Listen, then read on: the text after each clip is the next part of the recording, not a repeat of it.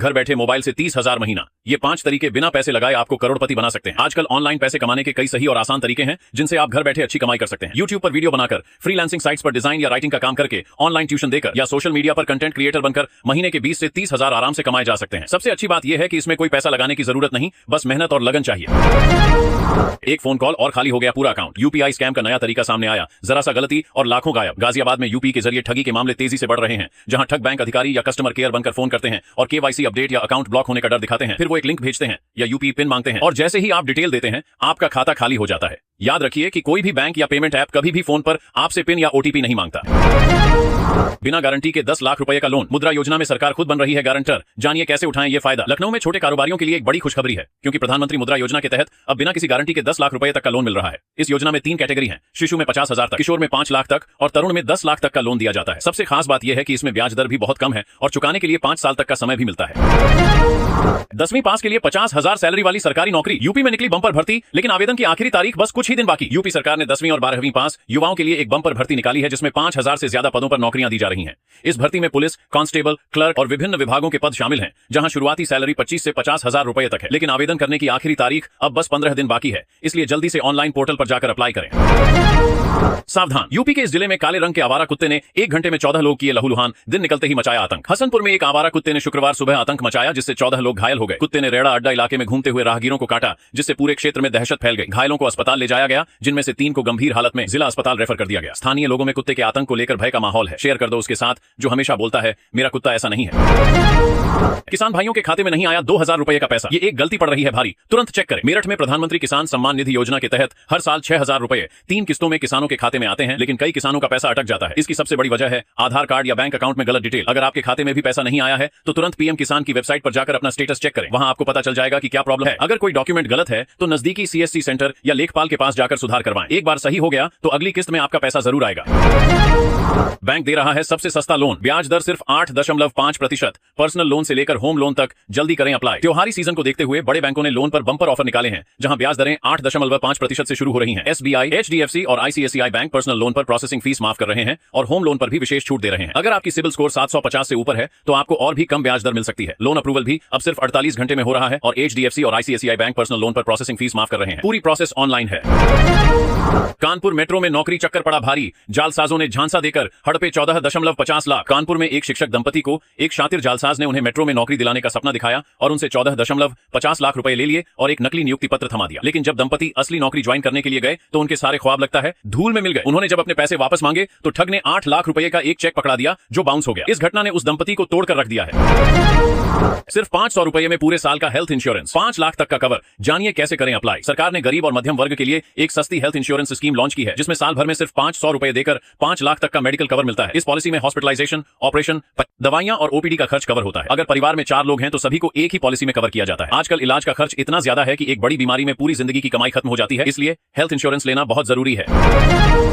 कानपुर में दीपावली के त्योहार को देखते हुए बाजार में मिलावटी सामान की बिक्री खतरनाक तरीके से बढ़ गई है। पनीर में सिंथेटिक केमिकल मिलाया जा रहा है, खोए में मैदा मिलाकर असली खोया बताकर बेचा जा रहा है, आलू को रंग से चमकाया जा रहा है और दूध में गंदा पानी और प्रतिबंधित पाउडर मिलाकर लोगों को परोसा जा रहा है। मिलावटखोर त्योहार की खुशियों की आड़ में मोटा मुनाफा कमाने के लिए लोगों की सेहत से खिलवाड़ कर रहे हैं। खाद्य सुरक्षा विभाग ने लोगों से अपील की है कि वे सतर्क रहें। इसके लिए आज से कुछ ही घंटों में बैंक से चेक हो रहा क्लियरिंग। बदल गया है यह नियम। शनिवार से देश भर में बैंकिंग सिस्टम में बड़ा बदलाव लागू हो रहा है, जिसमें अब चेक क्लियरिंग का पैसा कुछ ही घंटों में मिल जाएगा। नए नियम के मुताबिक चेक सुबह 10 बजे से शाम 4 बजे के बीच जमा किए जाएंगे और दिन में 3 बार प्रस्तुत किए जाएंगे। बैंक को शाम 7 बजे तक चेक स्वीकार या अस्वीकार करना होगा, वरना चेक अपने आप स्वीकृत मान लिया जाएगा। और हाँ, शेयर कर दो उसे जिसे इस बात की खबर ही नहीं है।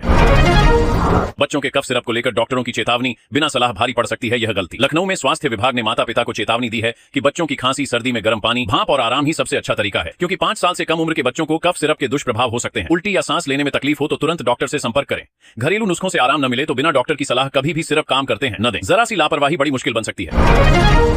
हवा का दबाव कम होने से कानपुर में बारिश, 4 दिन तक मौसम की चेतावनी। कानपुर में शुक्रवार शाम अचानक मौसम ने ऐसी करवट ली कि 1 घंटे में 6.1 मिमी तेज बारिश और आकाशीय बिजली कड़कने लगी। मौसम विभाग ने अगले 4 दिन लगातार बारिश, तेज हवाओं और बिजली गिरने की सख्त चेतावनी जारी की है। आसमान में काले बादल छा गए। कंपनी बाग, नौबस्ता, काकादेव, सिविल लाइंस जैसे इलाकों में मौसम विभाग कह रहा है कि 7 अक्टूबर तक हल्की व मध्यम बारिश ऐसे ही जारी रहेगी।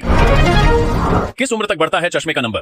डॉक्टर ने कर दिया क्लियर। आगरा के एसएन मेडिकल कॉलेज की नेत्र रोग विशेषज्ञ डॉ. स्निग्धा सेन ने बच्चों की आंखों की कम होती रोशनी पर चिंता जताई है। उन्होंने बताया कि दूर की रोशनी कमजोर होने पर चश्मे का नंबर 21 साल तक बढ़ सकता है। उन्होंने बच्चों को मोबाइल कम इस्तेमाल करने, पौष्टिक भोजन खाने और खेलने की सलाह दी है ताकि उनकी आंखों की रोशनी बनी रहे। और हाँ, रील कम कम से देखो ताकि दिमाग और आंखें दोनों दुरुस्त रहें। शेयर कर दो उस प्राणी के साथ जो रोज 50 रील तो भेज ही देता है।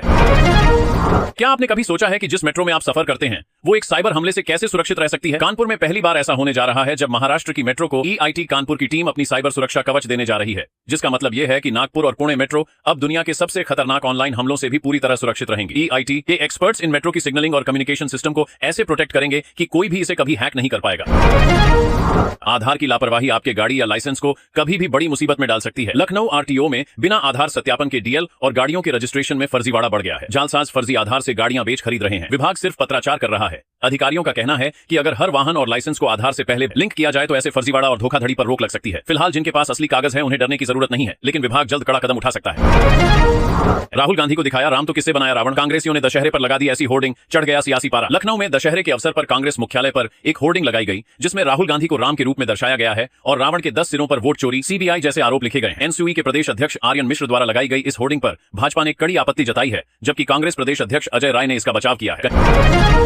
नहीं, आप भी तो नहीं कर रहे ये गलती। यूपी में बिजली विभाग का नया अभियान शुरू। अलीगढ़ में अब अधिकारी घर घर जाकर बिजली बिल की वसूली करेंगे। दरअसल अलीगढ़ में 200 करोड़ रुपए से भी ज्यादा बिजली बिल का बकाया है, खासकर ग्रामीण इलाकों में। विभाग ने पहले चेतावनी दी, फिर एक मुश्त भुगतान की योजना भी दी, लेकिन फिर भी लोगों ने बिल जमा नहीं किए। अब बिजली विभाग ने क्लस्टर बनाकर टीमें तैयार की हैं जो सीधे आपके घर आएंगी और अगर बकाया नहीं चुकाया तो तुरंत कनेक्शन काट दिया जाएगा। साथ उन घरों में तुरंत स्मार्ट मीटर भी लगा दिया जाएगा। उत्तर प्रदेश में प्रधानमंत्री आवास योजना पर आया बड़ा अपडेट। हर जिले के DM को निर्देश जारी। उत्तर प्रदेश में प्रधानमंत्री आवास योजना ग्रामीण के तहत वंचित रह गए पात्र लाभार्थियों की पहचान के लिए आवास प्लस की समय सीमा 14 अक्टूबर तक बढ़ा दी गई है। ग्राम्य विकास आयुक्त GS प्रियदर्शी ने सभी DM और CDO को इस संबंध में निर्देश जारी किए हैं। यानी जिनका नाम अब तक छूट गया था उन्हें सरकार एक और मौका दे रही है। अब गांव गांव में उम्मीदों की किरण फैल गई है।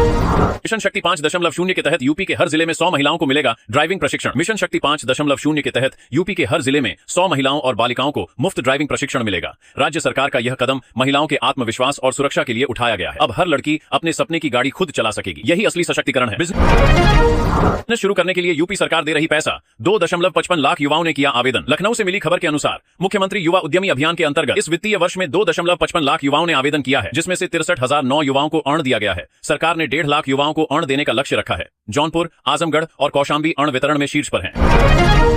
होम्योपैथी से लेकर फिजियोथेरेपी तक के डॉक्टर मिलेंगे एक ही जगह। आप भी फ्री में करा सकते हैं इलाज। लखनऊ में गायत्री शक्तिपीठ 6 अक्टूबर को श्रीराम आयुष केंद्र में निःशुल्क स्वास्थ्य मेले का आयोजन करेगा। मेले में आयुर्वेद, होम्योपैथी और अन्य चिकित्सा पद्धतियों से इलाज होगा। शुगर, BP की मुफ्त जांच और दवाएं मिलेंगी। गर्भवती महिलाओं को विशेष परामर्श दिया जाएगा। पैरालिसिस, पीलिया, किडनी रोगियों को भी परामर्श मिलेगा। प्राकृतिक चिकित्सा विभाग का लोकार्पण भी होगा।